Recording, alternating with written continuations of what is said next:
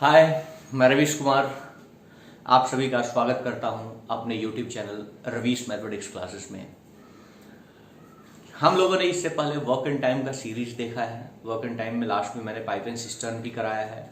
हम जो भी बात कर रहे हैं पूरे थियरी की बात कर रहे हैं, हम पूरे बेसिक्स की बात कर रहे हैं, क्योंकि जब मैं एक बार सारे के सारे ही बेसिक्स करवा दूंगा हर एक चैप्टर का, उसके बाद मैं आपको बेहतर तरीके का पूरा लेसन सॉल्व करवाऊंगा, अच्छे अच्छे क्वेश्चंस मैं करवाऊंगा, प्रीवियस ईयर को टारगेट किया जाएगा।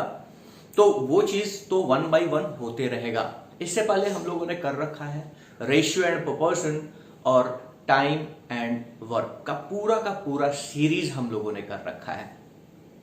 अभी आज के क्लास में हम लोग स्टार्ट करने वाले हैं एवरेज, औसत की क्लास को हम लोग अच्छे तरीके से समझने वाले हैं कि एवरेज किस तरीके से वर्क करेगा, किस तरीके से हम लोग पढ़ेंगे, इस बारे में खूब अच्छे तरीके से समझिएगा, सोचिएगा, क्योंकि आपको ये चैप्टर पढ़ाने का तरीका अलग होगा। क्लियर है? चलिए फिर स्टार्ट करते हैं। एवरेज का थियरी पोर्शन पे हम बात करते हैं। एवरेज मतलब होता है इक्वल जस्टिस, समान न्याय। मतलब एक ऐसा गांव जहां पे ना कोई अमीर है ना कोई गरीब है।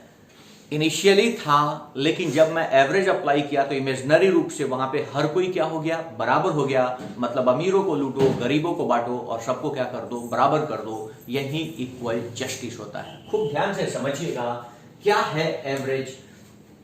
मैं अगर बोलूं यहां पे एक बंदा है और इसके पास 500 रुपीज है, और ये एक बंदा है, इसके पास सपोज 300 रुपीज है, और यहां पे एक बंदा है, इसके पास 100 रुपीज है। ये एक डिस्क्रीट वैल्यू है, इन लोग का अपना ओन वैल्यू है। जब इसको एवरेज वाले पोजीशन में लाया गया, एवरेज वाले गांव में लाया गया, तो यहां पे ना कोई अमीर होगा ना कोई गरीब होगा, जब तक कि ये एवरेज वाले चीज से गुजरे नहीं। सपोज ये एवरेज वाला मशीन है, इस एवरेज वाले मशीन में जब सारे के सारे एंटर होंगे तो सभी का वैल्यू क्या होगा, इक्वल होगा। सभी का सभी वैल्यू क्या होगा, इक्वल होगा। खूब ध्यान से समझिएगा। एवरेज वाले, अगर ये अभी एवरेज वाले मशीन से नहीं गुजरे हैं, तब इनके पास ये ओन वैल्यू है, अपना वैल्यू है। लेकिन जैसे ही वो एवरेज वाले मशीन से गुजरेंगे, सबके पास क्या होना चाहिए, इक्वल वैल्यू होना चाहिए। और यही इक्वल वैल्यू जो होगा वो क्या होगा, एवरेज होगा। तो कैसे होगा? अब क्या किया जाएगा, इन तीनों का मनी क्या किया जाएगा, ले लिया जाएगा। एवरेज क्या करेगा, इन तीनों के मनी को ले लेगा। मतलब इसका 500 भी ले लेगा, इसका 300 भी ले लेगा, और इसका 100 रुपया भी ले लेगा, और इन सभी को बराबर 3 हिस्सों में बांट देगा। ये एवरेज वाला मशीन तो यही करेगा, सारे के पैसे को वापिस ले लेगा और इन्हें ऐड करके इक्वली तीनों में डिस्ट्रीब्यूट कर देगा, और पता चलेगा कि पर हेड अब यहां से कितना लेके निकलते हैं, 300 रुपीज सारे लोग यहां से लेके निकलेंगे। तो जो इक्वल वैल्यू होगा वो 300 रुपीज होगा, एवरेज वैल्यू। इसका मतलब ये हुआ, अगर हमारे पास कोई डिस्क्रीट वैल्यू 1 है, एग्जाम्पल समझिए, कोई डिस्क्रीट वैल्यू 2 है, कोई डिस्क्रीट वैल्यू 3 है, डॉट डॉट कोई डिस्क्रीट वैल्यू n है, तो जो एवरेज निकलता है वो निकलता है d1 plus d2 plus d3 dot dot plus dn।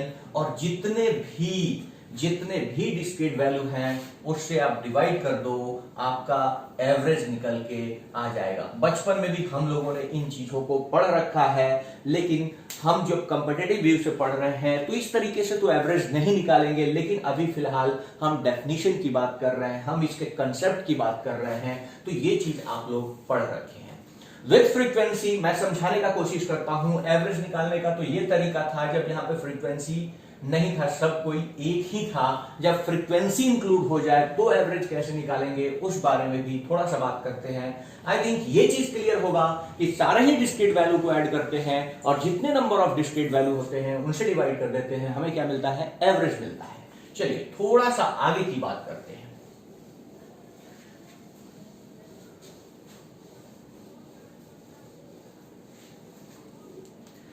एक बंदा एक थैला लेता है और थैला लेके मार्केट जाता है और उसे पोटैटो दिखता है, सपोज 20 रुपीज पर केजी था और उसने पोटैटो 3 केजी परचेज कर लिया। खूब ध्यान से समझिएगा, पोटैटो भी उस थैले में उसने डाल लिया। अब उसे ओनियन दिखता है, ओनियन जो था सपोज 40 रुपीज पर केजी था और 40 रुपीज पर केजी था, उसने ओनियन भी 2 केजी खरीद लिया, कोई दिक्कत। अब वो आगे चलता है और सपोज उसे टमाटो मिलता है और टमाटो का जो रेट था 50 रुपीज पर केजी और वो इसे 5 केजी खरीद लेता है। खूब ध्यान से समझिएगा, मैंने क्या किया, एक थैला लिया और इस थैले को लेके मैं मार्केट की ओर गया तो मैंने potato 20 rupees per KG 3 KG purchase किया, मैंने onion 40 rupees per KG 2 KG purchase किया और मैंने tomato 50 rupees per KG 5 KG purchase किया। और उस थैले में लेके मैं जब चल रहा था तो एक बंदा रास्ते में मिलता है। एवरेज का कंसेप्ट समझिएगा, एक बंदा रास्ते में मिलता है और बोलता है बिना देखे इसमें से 1 केजी मेरे को दे दो और क्या रेट लोगे। खूब ध्यान से समझिएगा, मैं बहुत ही बेसिक तरीके से पढ़ा रहा हूं। जिस तरीके मैं अपने SDL road Ravish mathematics classes में क्लास ले रहा हूं उसी तरीके से मैं समझाने का कोशिश करता हूं और मैं ये भी समझने का कोशिश करता हूं कि बच्चों का क्या प्रॉब्लम होता है। उन चीजों को मैं चाहता हूं कि जब भी मैं थियरी कराऊं उन चीजों को क्लियर करूं। तो खूब ध्यान से समझिएगा, तो मैंने उस थैले में क्या किया, पोटैटो भी रखा, ओनियन भी रखा और टमाटो भी रखा। मैं जब उसे लेके गुजर रहा था, एक बंदा मेरे से रास्ते में मिलता है और बोलता है बिना देखे मेरे को इसमें से 1 केजी दे दो। ठीक है, ओके, कोई दिक्कत नहीं है, 1 केजी दे दो। अब एवरेज का क्या क्या है पॉइंट, उस चीज को समझने का कोशिश कीजिएगा। 1 केजी दे दो, ओके। अब मेरे दिमाग में चलने लगा कि भाई मेरा पैसा क्या खर्च हुआ है। अब एवरेज ये नहीं कहेगा कि कुछ ऐसा रेट बोल दो जिससे मेरे को फायदा हो जाए ना, ये प्रॉफिट एंड लॉस की बात है। एवरेज ये नहीं बोलेगा, अब उसके दिमाग में ये नहीं आ रहा कि कुछ भी पैसा बोल दे उससे कम पैसा रिकवर होगा, ये भी नहीं चाहेगा। वो एवरेज के कंसेप्ट में एक ऐसा रेट बोलेगा जिससे अगर वो पूरा का पूरा थैला भी मांग ले, पूरे के पूरे थैले के वस्तु को मांग ले तो उसका पैसा रिकवर हो जाए, ना एक पैसा ज्यादा ना एक पैसा कम। मतलब एवरेज वैल्यू बोलता है कि अब हमें तो देखना नहीं है, तो चाहे टमाटो जा रहा है, चाहे पोटैटो जा रहा है, चाहे ओनियन जा रहा है, अगर एक रेट हम उसको बोल देंगे कि ये रेट मेरे को चाहिए तो उसी रेट से सारा का सारा जाएगा। ये क्या हुआ, एवरेज हुआ। और उसी रेट से अगर वो पूरा का पूरा थैला खरीद ले तो उस बंदे का पैसा रिकवर हो जाना चाहिए, यही एवरेज है। अब वो क्या क्या सोचेगा दिमाग में, खूब ध्यान से समझना। वो सोचेगा यहां पे कि उसने इसमें कितना पैसा खर्च किया, इसमें कितना रुपया उसका लगा। तो उसके दिमाग में अच्छा 60 रुपया तो यहां पे लग गया था, कोई दिक्कत। यहां पे वो सोचेगा अच्छा 80 रुपया तो यहां पे लग गया था, कोई दिक्कत। 80 रुपया तो यहां पे लग गया था। और यहां पे वो बोलेगा कि भाई 250 रुपया तो यहां लग गया था, कोई दिक्कत। 250 रुपया यहां पे लग गया था। अब वो टोटल मनी जो स्पेंड किया था इसके पीछे, तो वो करेगा कि टोटल कितना खर्च किया। तो वो बोलेगा कि सर 60 भी खर्च किया था, मैं 80 भी खर्च किया था और 250 भी खर्च किया था, कोई दिक्कत कोई दिक्कत। तो वो बोलेगा कि मैंने जो है वो 390 रुपया खर्च किया। क्या क्या ये आप बताओ, 310 और 80, 390। वो कितना खर्च कर दिया, 390 रुपया खर्च कर दिया। अब वो बोलेगा कि मेरे थैला में टोटल कितना केजी है, टोटल केजीज देखेगा, टोटल केजी।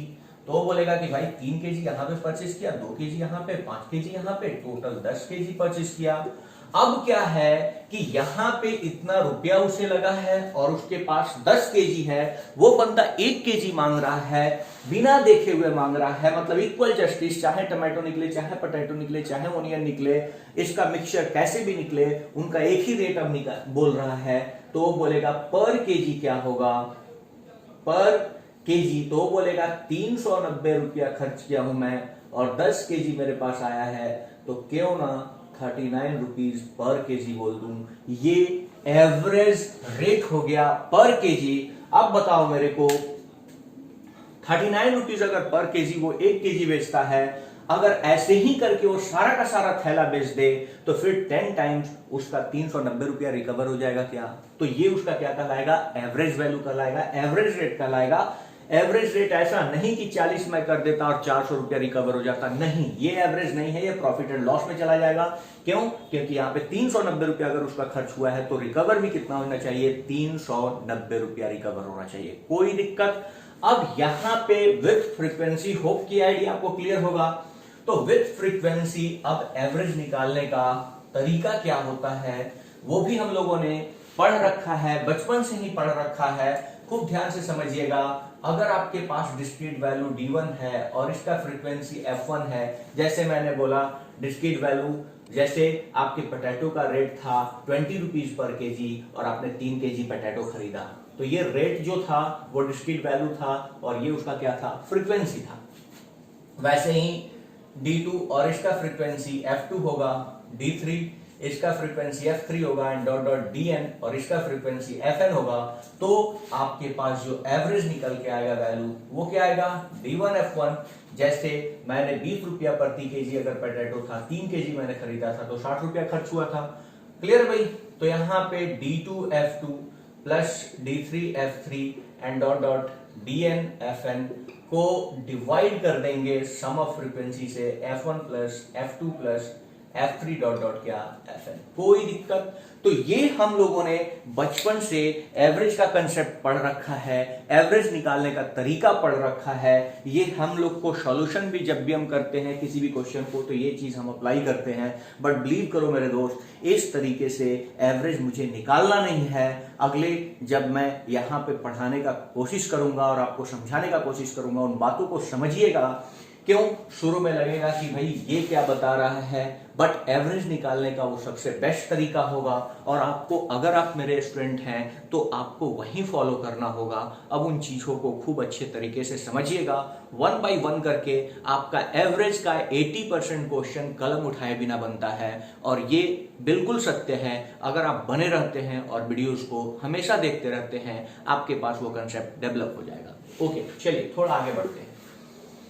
तो यहां पे हम लोगों ने देखा कि एवरेज निकालना है तो बचपन वाले सारे चीज को मैंने डिस्कस कर दिया, एवरेज के कंसेप्ट को मैंने डिस्कस कर दिया। अब एवरेज निकालना होगा, चाहे वो एजेस में हो, चाहे वो वेट में हो, चाहे वो मीटर में हो, चाहे वो सेंटीमीटर में हो, चाहे कुछ भी हो। मुझे एवरेज निकालना है तो खेलना किसके साथ है? नंबर्स के साथ है। यूनिट तो चाहे जो भी उनके साथ लगा हो, तो मुझे नंबर्स को आइडेंटिफाई करना होगा कि हम नंबर्स का एवरेज किस तरीके से निकाले। तो मैंने अकॉर्डिंग टू नंबर हमने डिसाइड किया है कि हम नंबर को 2 पार्ट में डिवाइड कर लेंगे। 2 तरीके से मैं एवरेज निकालना आपको सिखाऊंगा। दुनिया में जितने भी नंबर हैं हम उसको 2 पार्ट में डिवाइड कर लेंगे। खूब ध्यान से अब समझिएगा। अब जो भी बातें बता रहा हूं उसको खूब अच्छी तरीके से समझने का कोशिश कीजिएगा। अब मैं बोल रहा हूं कि हमारे पास जो भी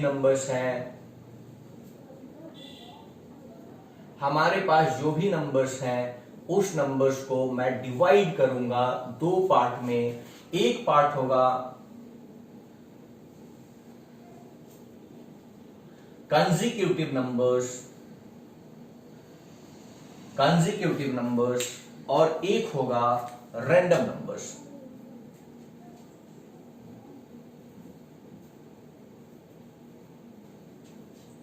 एक होगा रैंडम नंबर्स, एक होगा क्या? कंसेक्यूटिव नंबर्स और एक होगा क्या? Random numbers. मैंने नंबर्स को 2 कैटेगरी में डिवाइड कर दिया है, कंसेक्यूटिव नंबर्स और क्या? Random numbers. कंसेक्यूटिव नंबर्स कहने का मतलब जो भी अर्थमेटिक प्रोग्रेशन होगा, समानांतर श्रेणी होगा।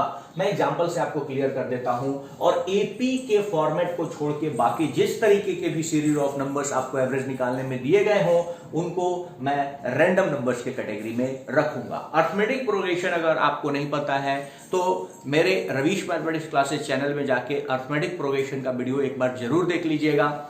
ऐसे series of numbers arithmetic progression में कहलाते हैं जहां से किसी भी 2 कंसेक्यूटिव टर्म्स का डिफरेंस हमेशा इक्वल हो। किसी भी 2 कंसेक्यूटिव टर्म्स का डिफरेंस हमेशा इक्वल हो। जैसे अगर मैं एग्जांपल दूं तो यहां पे 1 2 3 4 ये क्या है? कंसेक्यूटिव नेचुरल नंबर्स हैं। अगर मैं बात करूं 2, 4, 6, 8, 10, तो ये भी कंसेक्यूटिव नंबर्स है, अर्थमेटिक प्रोग्रेशन है, क्योंकि किसी भी दो टर्म्स के बीच का डिफरेंस क्या है, इक्वल है। अगर मैं बात करूं 1, 3, 5, 7, 9, ये कंसेक्यूटिव ऑड नंबर्स है। चाहे दुनिया का कोई भी टेबल ले लो, 7 सो ऑन, ये क्या है, कंसेक्यूटिव नंबर्स है। दुनिया का कोई भी टेबल अपने आप में क्या होता है, कंसेक्यूटिव नंबर्स होता है, एंड सो ऑन। इस तरीके का कोई भी नंबर अगर टेबल ना भी हो,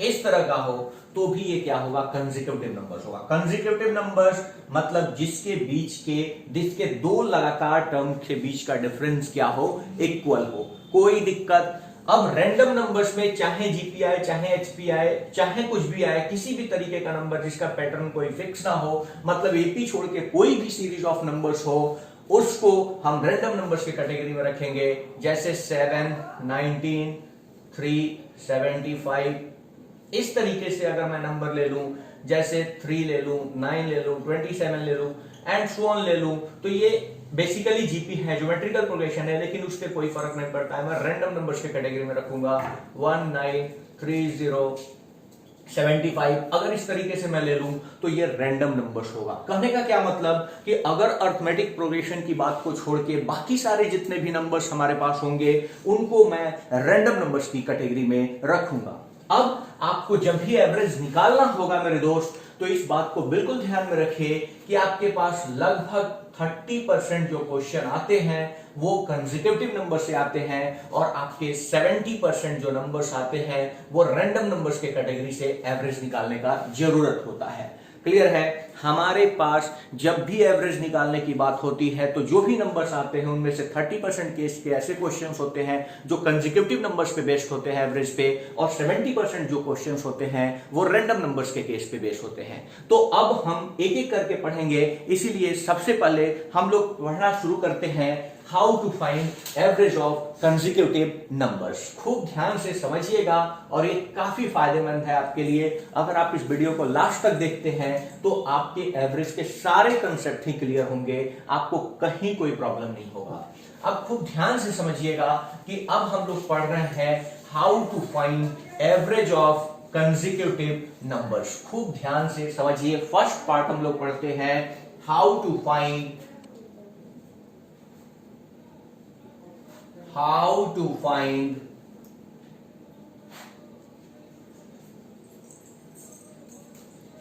average of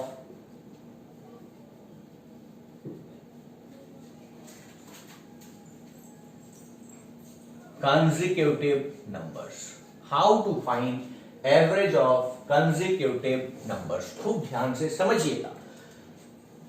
क्रमागत संख्याओं का औसत कैसे ज्ञात किया जाए? क्रमागत संख्याओं का औसत कैसे ज्ञात किया जाए? अब मैं एक एक करके आपको समझाता हूं, खूब अच्छे तरीके से समझने का कोशिश कीजिएगा। अगर आपके पास एक क्वेश्चन आता और बोलता कि 1, 2, 3, 4 एंड 5 है, इसका मेरे को एवरेज बताइए, तो आप बोलते सर एवरेज निकालने में क्या प्रॉब्लम है? आप बोलते कि 1 + 2 + 3 + 4 + 5 कर लेंगे सर, और 5 डिस्क्रीट वैल्यू है तो मैं इसे 5 से डिवाइड कर लूंगा, कोई गलती नहीं है। मैं भी बोल रहा हूं कि हाँ बिल्कुल सही है, कोई दिक्कत नहीं। अब मैं इसको ऐड कर लूं, 5, 4, 9, 3, 12, 2, 14 और 1, 15। आप बोलते कि सर 15/5 हो जाएगा सर, और जो एवरेज हो जाएगा वो 3 हो जाएगा। कोई दिक्कत नहीं। अब मैं बोलता हूं कि ठीक है, कोई स्मार्ट बंदा ये भी बोलता कि 1, 2, 3, 4, 5 है।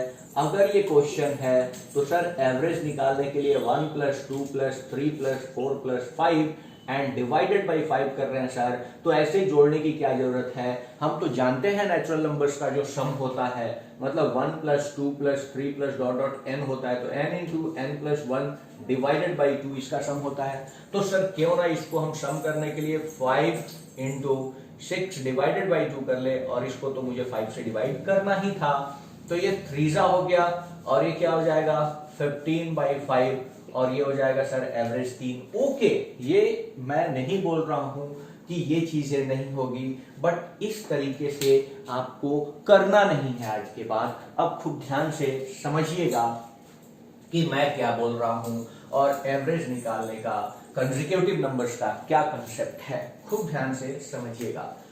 अब एवरेज ऑफ कंसेक्यूटिव नंबर्स, अब अगर मुझे एवरेज निकालना है, एवरेज निकालना है, average of consecutive numbers, consecutive number से रिप्रेजेंट कर रहे हैं,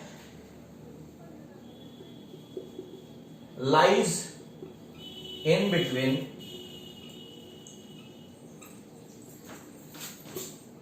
गिवन सीरीज। एवरेज एकदम बीच में, मध्य में स्थित होता है। अगर एवरेज ऑफ कंसेक्यूटिव नंबर्स निकालना है तो उस कंसेक्यूटिव नंबर्स का एवरेज दिए गए सीरीज के मध्य में स्थित होता है।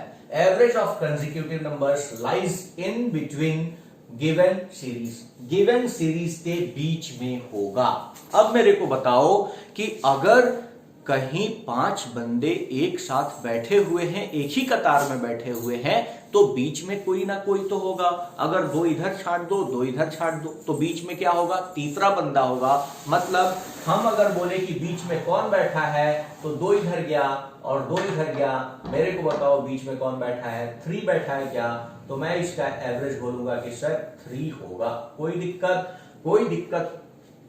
अब आप बोलोगे कि सर बीच में तो अभी आपको पता चल गया, लेकिन इवन नंबर ऑफ टर्म्स होते तो क्या होता, अगर आपको एवरेज निकालना होता 1 2 3 4 का, तो सर बीच में तो कोई दिख नहीं रहा है। भैया बीच में अगर कोई नहीं दिख रहा है तो अभी भी मीड 2 और 3 के बीच में है। 2 और 3 के बीच का मतलब क्या होता है, 2.5, तो जो एवरेज होगा वो 2.5 होगा। अब मैं आपके और कंसेप्ट को क्लियर करने का कोशिश करता हूं। अगर मुझे एवरेज निकालना है, एवरेज फाइंड आउट करना है 5, 10, 15, 20 और 25 का, तो आप या तो चाहो पांचों को जोड़ लो और 5 से डिवाइड कर लो, लेकिन आप बताओ मेरे को कि जो ये सीरीज ऑफ नंबर्स है क्या कंसेक्यूटिव है, क्या 2 टर्म्स के बीच का डिफरेंस हमेशा 5 मिल रहा है क्या? तो बिल्कुल। आप बताओ इस केस में एवरेज क्या होता है, lies between given series, in between, एकदम मध्य में स्थित होगा। तो अगर मैं इस दोनों को हटा दूं, इस दोनों को हटा दूं, तो इसके मध्य में स्थित क्या होगा, 15 स्थित होगा। तो जो एवरेज होगा वो 15 होगा। कोई दिक्कत। अगर मैं यहां पे एवरेज की बात करूं, अगर सपोज 30 है, 35 है, 40 है और 45 है, अब मैं बोलता हूं कि एवरेज क्या होगा। इस बार total number of terms even है। अगर total number of terms even है तो बीच में तो कोई नहीं होगा, तो बीच में निकालना पड़ेगा। तो इस दोनों के बीच में 35 और 40 के ही बीच में तो होगा। इस दोनों के बीच का गैपिंग कितना है, 5-5 का गैपिंग है। 5 का आधा क्या होता है, 2.5। या तो 35 में 2.5 को ऐड कर लो, या तो 40 में 2.5 को घटा लो। या तो 40 में 2.5 को घटा लो, 2.5 को ये माइनस कर लो, या फिर यहां से यहां जाना है तो प्लस कर लो 2.5। क्यों? जो इसके बीच का गैप है उसका आधा ही तो इसके बीच में होगा। मतलब ये जो होगा 37.5 एवरेज होगा। कोई दिक्कत, कोई दिक्कत है यहां तक? यहां तक कोई दिक्कत नहीं। थोड़ा और आगे बढ़ते हैं और चीजों को और क्लियर करने का मैं कोशिश करता हूं। खूब ध्यान से समझिएगा चीजों को, खूब ध्यान से समझिएगा। यहां पे अब मैं बोल रहा हूं find average of natural numbers up to 100। अब मैं बोल रहा हूं कि 100 तक के नेचुरल नंबर्स का एवरेज फाइंड आउट करना है।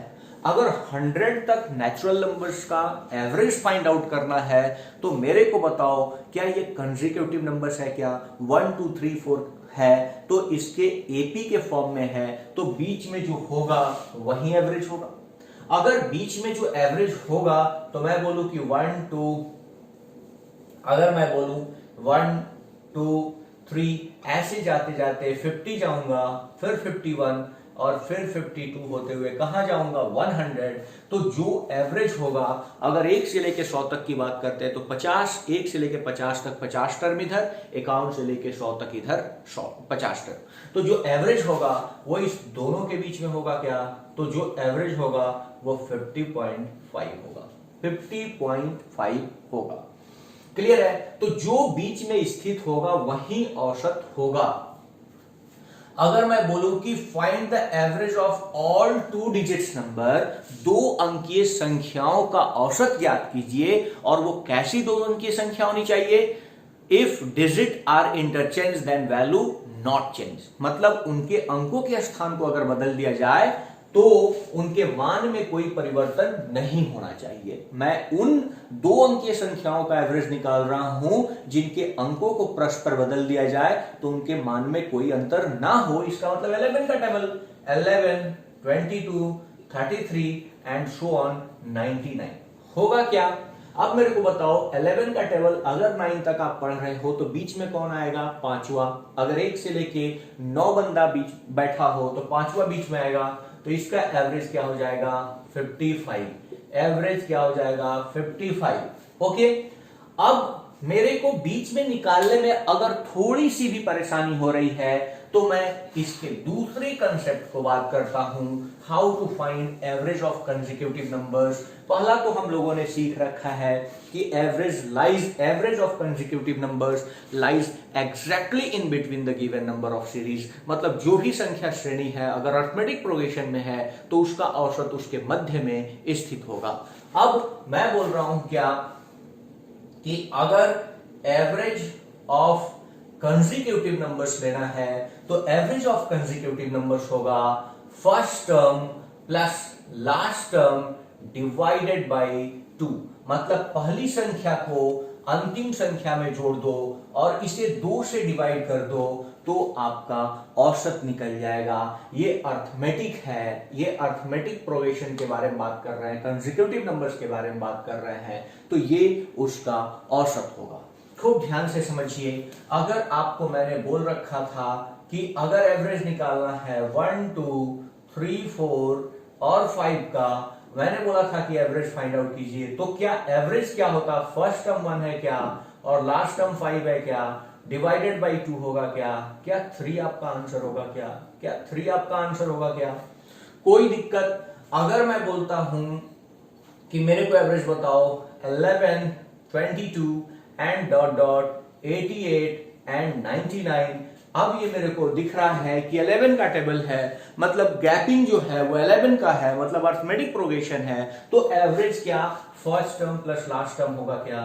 सो एवरेज क्या होगा 11 प्लस 99 डिवाइडेड बाई 2 होगा क्या, मीन्स 55 होगा क्या। कोई दिक्कत, मतलब एवरेज ऑफ कंसेक्यूटिव नंबर्स अगला मैंने पढ़ा first term plus last term divided by 2 होगा। अब मैं कुछ एग्जांपल्स करके दिखा रहा हूं, क्योंकि हम केवल अभी आपसे बात जो कर रहे हैं वो केवल का केवल हम थियरी बेस पे बात कर रहे हैं। आपके दिमाग में ढेर सारे क्वेश्चन अगर चल रहे हैं कि ऐसा ऐसा मैंने क्वेश्चन पढ़ा था, मैं थियरी जब खत्म कर दूंगा मैं सारे आपके डाउट, सारे बेहतरीन प्रॉब्लम्स मैं इसी चैनल पर कराऊंगा, आपको कहीं जाने की जरूरत नहीं है। खूब ध्यान से समझिए, अब मैं बोल रहा हूं कि अप टू 100 की बात कर रहा हूं, अप टू 100। अब पहला क्वेश्चन कि हमें एवरेज निकालना है वैसे नंबर का, हमें एवरेज निकालना है वैसे नंबर का जो 3 से डिविजिबल हो, वैसे नंबर का एवरेज निकालना है। Find the average of those number which is divisible by 3। जो भी नंबर अप टू 100 3 से डिविजिबल है उनका एवरेज पूछा गया। खूब ध्यान से समझिए, मैंने बोला कि 1 से लेके 100 तक जितनी भी संख्याएं हैं उनमें जो भी संख्या 3 से विभाजित हो जाती हैं उनका औसत क्या होगा। अब मेरे को बताओ, पहला नंबर जो डिवाइड होगा वो 3 होगा, दूसरा नंबर जो डिवाइड होगा 6 होगा, और ऐसे ही डिवाइड होते होते क्या 99 डिवाइड होगा क्या लास्ट में 99 डिवाइड होगा। समझ पा रहे हो? तो हमारे पास अगर एवरेज निकालना है तो कुछ नंबर 3, 6, 9 करते करते कहां जाएगा, क्या 99 तक जाएगा क्या? अगर 3 से डिविजिबिलिटी की बात कर रहे हैं तो जो भी नंबर्स मिलेगा वो कंसेक्यूटिव नंबर्स मिलेगा। अगर मैं 7 से डिविजिबिलिटी की बात करता कंसेक्यूटिव नंबर्स मिलेगा। एक्स वाई जेड किसी भी नंबर से डिविजिबिलिटी की बात करें किसी रेंज में तो वो एपी मिलता है। तो अब इसका एवरेज मैं निकालता तो मैं बोलता कि first term 3, last term 99 and divided by 2। कोई दिक्कत है क्या? तो 102 मतलब क्या 51 होगा क्या? 51 होगा? कोई दिक्कत, 102 डिवाइड बाई 2 51 इसका औसत होगा। अगर मैं बोलता कि डिविजिबल बाई जो भी 5 हैं उनका एवरेज निकालिए तो आप बोलते सर अब तो मैं सीख चुका हूं, 5, 10, 15 करते करते कहां जाएगा, 100 पे जाएगा, क्योंकि 100 एक ऐसा नंबर है जो ऑलरेडी डिविजिबल है किससे, 5 से। तो आप बोलते हैं कि सर जो एवरेज होगा वो होगा 5 प्लस 100 डिवाइडेड बाई 2 मीन्स 52.5 होगा। कोई दिक्कत? अगर मैं बोलता कि find the average of those number which is divisible by 3 and 5 both, जो 3 से भी डिविजिबल हो और 5 से भी डिविजिबल हो। मैंने ये चीज करा रखा है आपको नंबर सिस्टम्स के लेक्चर में, आपको ध्यान से समझिएगा। इसका मतलब वो चाह रहा है कि डिविजिबिलिटी इन दोनों का एलसीएम ले लिया जाता है, मतलब वो चाह रहा है डिविजिबल बाई क्या, 15। कोई दिक्कत? वो चाह रहा है डिविजिबल बाई 15, मतलब इसको हटा के मैं क्या कर सकता हूं, 15 कर सकता हूं। तो 15 से डिवाइड होने वाला मेरे को बताओ, पहला नंबर 15 होगा, दूसरा नंबर 30 होगा, अगला नंबर 45 एंड सो ऑन, क्या 90 तक जाएगा क्या? और अगर मैं इसका एवरेज फाइंड आउट करूं तो 15 प्लस 90 डिवाइडेड बाई 2 होगा क्या? कोई दिक्कत? अगर कोई दिक्कत नहीं है तो मेरे को बताओ क्या 52.5 होगा क्या? 52.5 होगा क्या? कोई दिक्कत? चलिए थोड़ा सा और आगे चलते हैं और आगे वाले कंसेप्ट को समझाने का कोशिश करते हैं। हम जो भी पढ़ रहे हैं उसको एक बार अच्छे तरीके से समझने का और कोशिश करते हैं, ठीक है? अब मेरे को बताओ कि एवरेज पे क्या इफेक्ट होगा, एवरेज पे क्या इफेक्ट होगा, खूब ध्यान से समझिएगा। अगर मैं कहीं एक रो में जाके बैठा था और मैं बीच में बैठा था, मेरे इधर 5 आदमी बैठा था लेफ्ट हैंड साइड में और मेरे राइट हैंड साइड में 5 आदमी बैठा था, मतलब कुल 11 आदमी थे। मेरे राइट हैंड साइड में 5 आदमी, मेरे लेफ्ट हैंड साइड में 5 आदमी और मैं बीच में। मेरे चेहरे पे क्या थी, मुस्कुराहट थी कि मैं तो बीच में हूं। अब मेरे को बताओ कि अगर इस राइट हैंड साइड के अंतिम से फर्स्ट, मतलब इस अंतिम छोर से एक बंदा उठ के चला जाए और मेरे लेफ्ट हैंड साइड के भी अंतिम छोर से एक बंदा उठ के चला जाए, तब भी मेरे चेहरे पे मुस्कुराहट होगी, क्योंकि मैं बीच में रहूंगा। क्योंकि अब मेरे इधर 4 बंदा और इधर 4 बंदा, अभी भी मैं बीच में हूं। अगर एक बंदा उधर आके बैठ जाए और एक बंदा इधर आके और बैठ जाए तो भी मुझे कोई दिक्कत नहीं है, इधर भी 6 बंदा इधर भी 6 बंदा, मैं बीच में होऊंगा। कहने का क्या मतलब है कि average of consecutive numbers remains unchanged if same number of terms are removed from both end। अगर दोनों एंड से सेम नंबर ऑफ टर्म्स को हटा दिया जाए तो एवरेज में कोई फर्क नहीं पड़ेगा, या इंक्लूड कर लिया जाए तो भी एवरेज में कोई फर्क नहीं पड़ेगा। इस बात को अब समझने का कोशिश कीजिएगा। अगर मैं बात करूं कि 3, 5, 7, 9, 11, अगर मैं ये बात करूं कि ये नंबर है 13, फिर मैं बात करूं 15, फिर मैं बात करूं 17, तो मेरे को बताओ कितने टर्म्स हैं? 1, 2, 3, 4, 5, 6, 7, 8 है या नहीं? अब मैं एक और ले लेता हूं 19। कितने टर्म्स हैं? 1, 2, 3, 4, 5, 6, 7, 8, 9 है। अगर 9 टर्म्स है तो 5वां टर्म्स इन बिटवीन होगा। मतलब मैं अगर कहूं कि ये कंसेक्यूटिव नंबर्स है तो आप बोलोगे हाँ कंसेक्यूटिव और नंबर्स है, और इसका एवरेज क्या ये होगा, क्या ये एवरेज होगा। क्यों? क्योंकि ये बीच में लाई कर रहा है। कोई दिक्कत? ये क्या कर रहा है? बीच में लाई कर रहा है। कोई दिक्कत है क्या? अब मैं क्या कर देता हूं, इस टर्म को रिमूव कर दूं और यहां से इस टर्म को रिमूव कर दूं तो एवरेज में कोई फर्क पड़ेगा क्या? मेरे को बताओ 5 7, 9, 11, 13, 15 और 17 का एवरेज निकालना है तो अभी भी एवरेज बीच में 11 ही है, तो एवरेज क्या 11 ही होगा क्या? कोई दिक्कत? अगर मैं चाहूं तो इसे भी रिमूव कर दूं और इसे भी रिमूव कर दूं तो 7, 9, 11, 13 और 15 आएगा। मेरे को बताओ क्या अभी भी एवरेज 11 है क्या? अभी भी एवरेज 11 है क्या?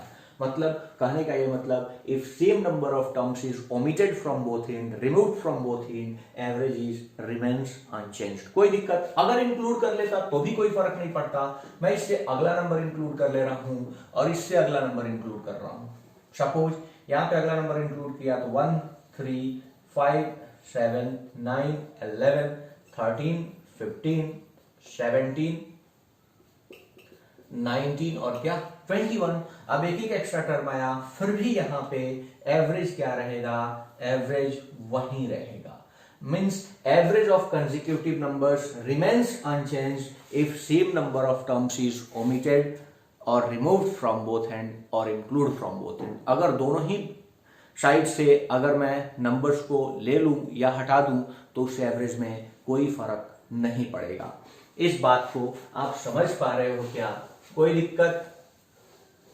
कोई दिक्कत नहीं है। अब एक क्वेश्चन को समझने का कोशिश कीजिएगा, फिर अब इस क्वेश्चन को खूब ध्यान से समझने का कोशिश कीजिएगा। If A, B, C, D and E are 5 consecutive even number क्या है? A, B, C, D and E are 5 consecutive even number. Find possible averages. Find possible averages. इस बात को एवरेजेस मैं लिखा हूं क्योंकि ढेर सारा एवरेज मैं निकाल के आपको दिखाने वाला हूं। अगर मेरे पास ये क्वेश्चन है कि if A, B, C, D and E are 5 consecutive even number, find possible averages. इसका पॉसिबल एवरेज क्या होगा? अब A, B, C, D और E 5 consecutive even नंबर है, तो अगर किसी के दिमाग में आ रहा होगा कि सर वो 2, 4, 6, 8, 10 होगा, तो ये आपकी सबसे बड़ी भूल है। मैंने ये कब कहा कि ये फर्स्ट 5 कंसेक्यूटिव इवन नंबर है? अगर प्रथम मैं बोलता तब वो 2 से स्टार्ट होगा, लेकिन ये तो कहीं से भी स्टार्ट हुआ है। मतलब अगर हमारे पास इवन नंबर है 2, 4, 6, 8, 10, 12 एंड सो ऑन, तो मैंने कहां से 5 उठाया है ये क्लियर नहीं है, लेकिन जहां से भी उठाया है लगातार उठाया है। तो अगर मैं बोलूं कि फर्स्ट 5 कंसेक्यूटिव इवन नंबर, तब 2, 4, 6, 8, 10 होगा। लेकिन अगर मैं बोलूं कि कंसेक्यूटिव 5 इवन नंबर है, तब वो 2, 4, 6, 8, 10 नहीं होगा। होप की आइडिया आपको क्लियर होगा, क्योंकि ये मैं कहीं से भी उठाया हूं, बस लगातार 5 उठाया हूं। अब मेरे को एवरेज निकालना है। अब मेरे को बताओ कि अगर यहां पे A, B, C, D और E 5 कंसेक्यूटिव इवन नंबर है, 5 कंसेक्यूटिव इवन नंबर है, तो जो मध्य में आएगा वही एवरेज होगा। तो मेरे को बताओ इसका एवरेज C होगा। कोई भी बोलेगा कि सर अगर ये कंसेक्यूटिव इवन नंबर है, लगातार सम संख्या है, तो जो बीच में आया होगा वही एवरेज होगा, तो सर C एवरेज होगा। बट अगर ऑप्शन में ये ना दिखे तो क्या होगा? तो मेरे को बताओ अगला एवरेज क्या होगा? तो हमने दूसरा एवरेज क्या बता रखा है? अगर कंसेक्यूटिव नंबर्स है तो first term plus last term divided by 2 होगा क्या? मतलब A plus E divided by 2 होगा क्या? कोई दिक्कत? ये भी सही है। मैं बोलूं कि ये भी ऑप्शन में नहीं है तो क्या होगा? अब मेरे को बताओ, अभी अभी मैंने कराया है कि if same number of terms is removed from both side, अगर दो टर्म्स को मैं एक ही तरफ से अगर मैं हटा दूं, इसे भी हटा दूं, तो एवरेज में कोई फर्क नहीं पड़ेगा। और इस बारी एवरेज मैं लिख सकता हूं B plus D divided by 2। कोई दिक्कत? B plus D divided by 2, कहीं कोई दिक्कत है क्या? अगली बार मैं बोलूं कि नहीं ये भी ऑप्शन में नहीं था, नन ऑफ दिस नहीं था, सी एंड डी नहीं था, तो मेरे को बताओ क्या होता। तो क्या होता है एवरेज? अगला एवरेज क्या बोल सकता हूं, एकदम बेसिक्स एवरेज का फर्स्ट डेफिनेशन। तो कोई बोलता कि सर सब पांचों को ऐड कर लो और इसे 5 से क्या कर लो, डिवाइड कर लो, ये भी सही है। बट अगर ये भी ऑप्शन में ना हो तो क्या होगा? खूब ध्यान से समझिएगा, हम इसका एवरेज ढेर सारे तरीके से निकाल सकते हैं। अगर कोई इस बात को समझने का कोशिश कीजिएगा, 2 4 6 8 10 अगर है, अगर मैं इसको a मानता हूं तो अगला इससे 2 अधिक होगा, तो क्या मैं इसको a+2 लिख सकता हूं क्या? अगला इससे भी 2 अधिक होगा तो a+4 लिख सकता हूं क्या? अगला इससे भी अधिक होगा तो a+6 लिख सकता हूं क्या? क्या ये बात समझ पा रहे हो? समझ पा रहे हो? तो अगर मैं इस चीज को a के फॉर्म में लिखूं तो a+2 लिख सकता हूं क्या? और मैं इसे c को लिखूं तो a+4 लिख सकता हूं क्या? तो अगर कोई बोले कि एवरेज a+4 है तो भी सही है। अगर मैं इसे b लिखता हूं, अगर b के फॉर्मेट में लिखूं तो ये b है, तो क्या इसको b+2 लिख सकता हूं क्या? क्योंकि ये b से 2 और अधिक होगा, कोई दिक्कत। तो इसका एवरेज मैं क्या लिख सकता हूं, b+2 भी लिख सकता हूं। सिमिलरली इसका एवरेज मैं d-2 भी लिख सकता हूं। सिमिलरली इसका एवरेज e-4 भी लिख सकता हूं।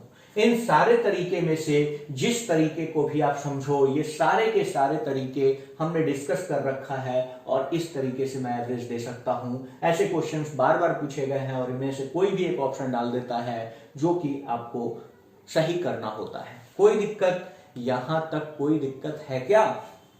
कोई दिक्कत नहीं है। चलिए थोड़ा और आगे बढ़ते हैं, अगले कंसेप्ट को समझने का कोशिश करते हैं। होप कि आइडिया आपको क्लियर होगा। अगर आपको समझ में नहीं आ रहा है, वापस से एक बार वीडियो को देखिए और चीजों को समझने का कोशिश कीजिएगा, चीजों को समझने का कोशिश कीजिएगा।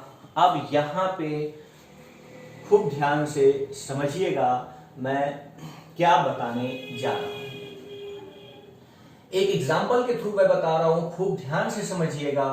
अगर मैं एग्जाम्पल लूं, यहां पे मैं लेता हूं सपोज 15 20 25 30 35।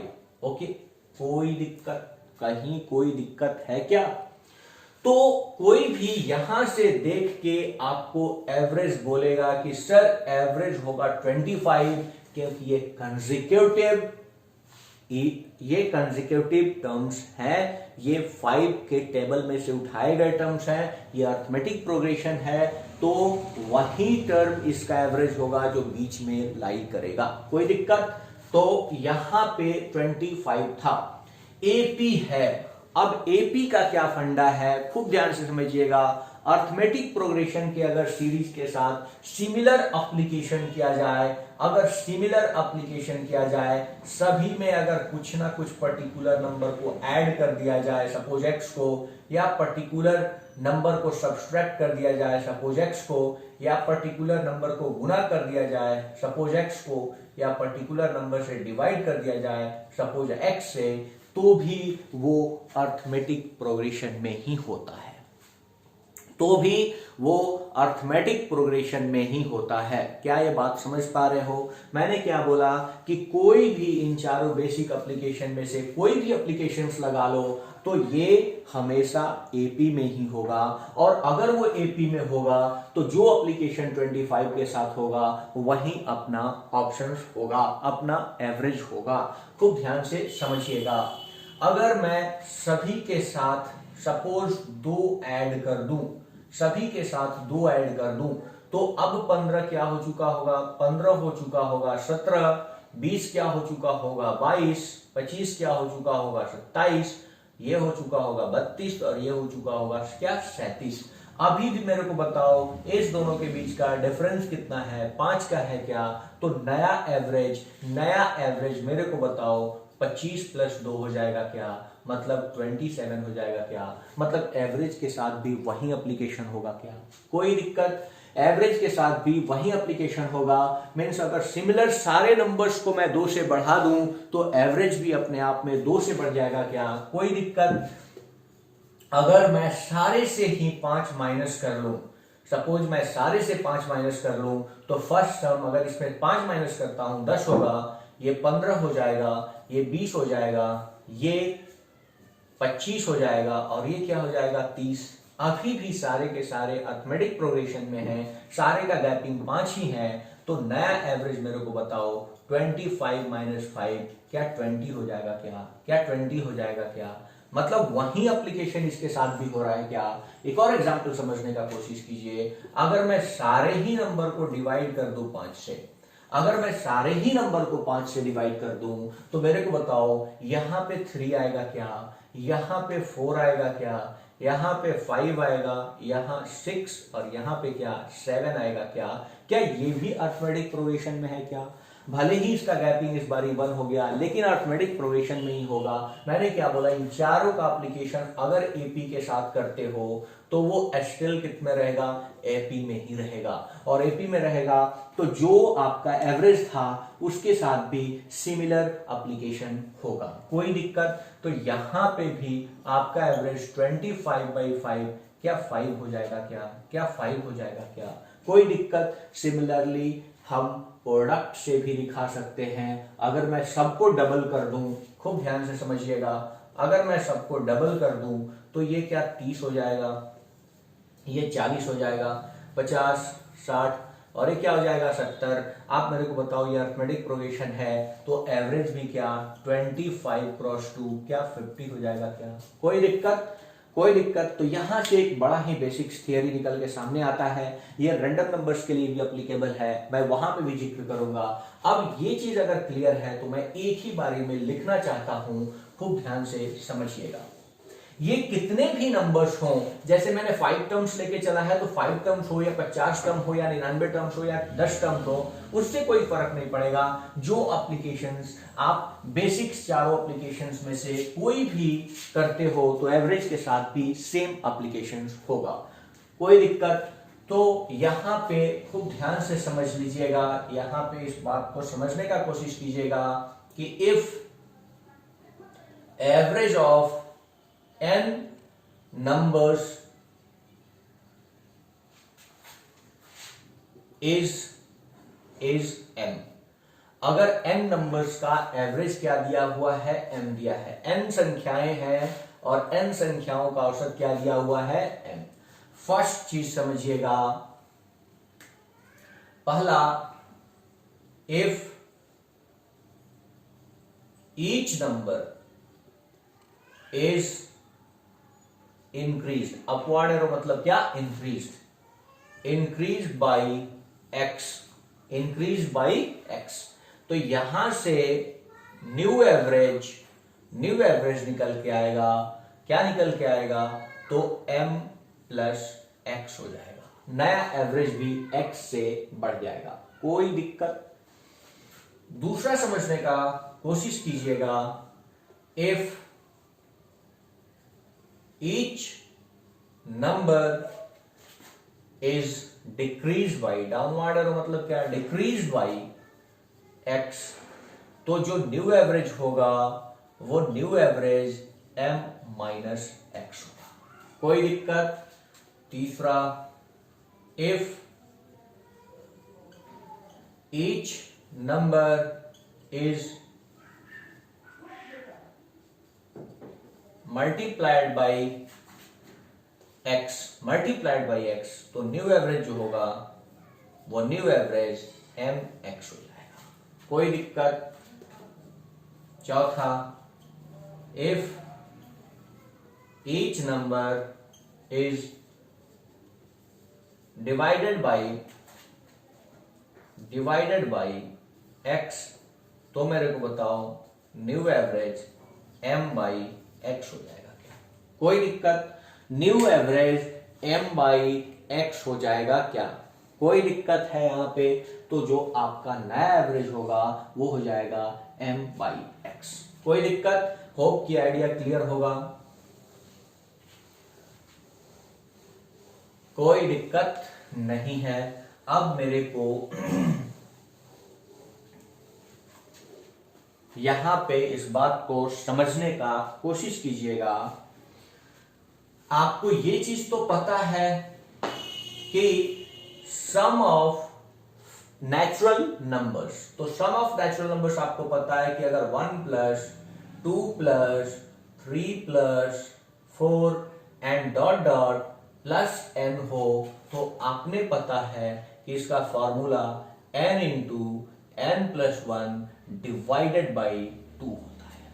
कोई दिक्कत यहां पे आपको कोई दिक्कत है क्या? कोई दिक्कत नहीं है। तो अब मेरे को बताओ, यहां तक तो क्लियर है। अब मेरे को बताओ, अगर मैं एवरेज ऑफ नेचुरल नंबर निकालूं तो जितने भी नेचुरल नंबर्स के टर्म हैं उनका सम तो पता है।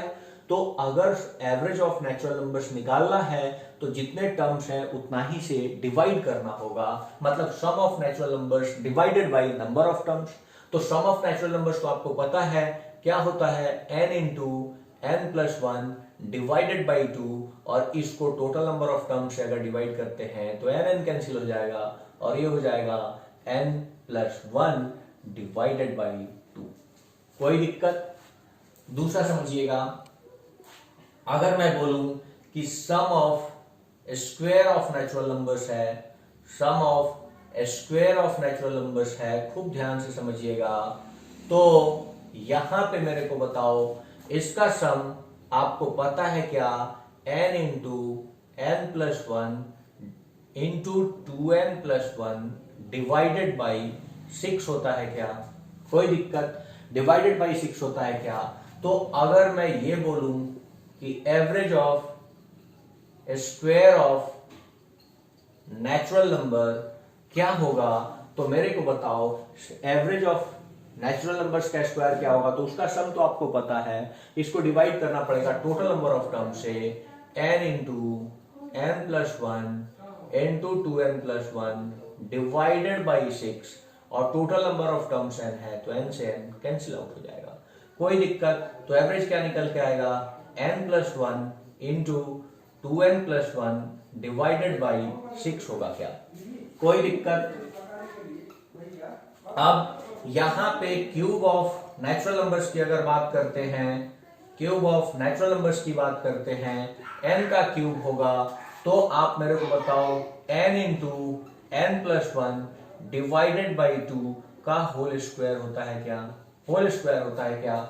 और अब मैं इसका एवरेज निकालना चाहूं, average of cube of natural number, तो मेरे को बताओ इसे n से डिवाइड करना पड़ेगा। पहले तो ये n स्क्वायर हो जाएगा, इंटू n प्लस 1 का होल स्क्वायर हो जाएगा, नीचे क्या हो जाएगा 4, और 2 का स्क्वायर 4 हो गया, n से हम डिवाइड करेंगे तो n कैंसिल हो जाएगा, और वैल्यू होगा n इंटू n प्लस 1 का होल स्क्वायर डिवाइडेड बाई 4 होगा क्या? कोई दिक्कत? डिवाइडेड बाई 4 होगा क्या? यहां तक कोई प्रॉब्लम है? कोई दिक्कत नहीं है। अगर यहां तक कोई दिक्कत नहीं है तो आगे हम लोग जो डिस्कस करेंगे वो ये डिस्कस करेंगे कि एवरेज ऑफ रैंडम नंबर्स कैसे निकालते हैं, जिसपे 70% क्वेश्चंस बेस्ड होते हैं। उसको अगर आप इस थियरी को समझ पा रहे हो, इस चीज़ों को जो भी मैंने कराया है, अगर आपको अच्छा लगता है तो बिल्कुल नेक्स्ट वीडियो का वेट कीजिए, और नेक्स्ट वीडियो जस्ट इसके बाद आएगा जिसमें मैं रैंडम नंबर्स की एवरेज करवाने वाला हूं। मैं बोल रहा हूं बार बार कि मैं अभी थियरी करा रहा हूं, अगर मैं थियरी बेहतर करा सकता हूं तो प्रॉब्लम भी काफ़ी बेहतर तरीके से आपको सॉल्व करवा सकता हूं। तो इन चीज़ों को बिल्कुल ध्यान में रखिए कि हम चाह रहे हैं कि जितना ज़्यादा कंसेप्ट हो सके उस चीज़ों को मैं आपको प्रोवाइड करूँ। तो अगर अभी तक आपने चैनल को सब्सक्राइब नहीं किया है तो प्लीज़ इस चैनल को सब्सक्राइब कर लीजिए और बेल आइकन को प्रेस कर लीजिए, ताकि आपको नए वीडियो मेरे मिलते रहें। और जो मेरे स्टूडेंट हैं उनसे तो बिल्कुल मैं चाहूँगा कि वो इस चैनल को सब्सक्राइब करें और जितना ज़्यादा से ज़्यादा हो सके शेयर करें। होप कि आप लोग अच्छे होंगे। टिल देन, जब तक नेक्स्ट वीडियो नहीं आता है, थैंक यू, बाय बाय।